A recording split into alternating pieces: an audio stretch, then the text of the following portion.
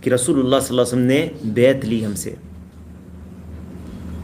بیعت کی کس بات پر؟ علی السمع والطاعہ، سمع سننا اور اطاعت کرنا.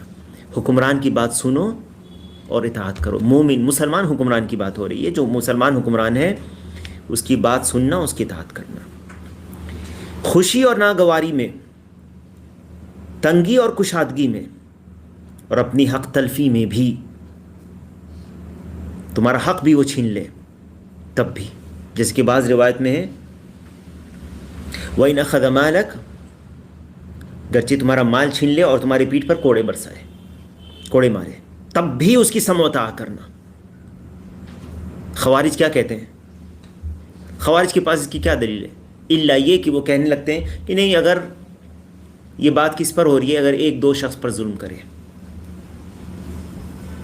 اللہ کے نبی صلی اللہ علیہ وسلم کی واضح حدیث ہے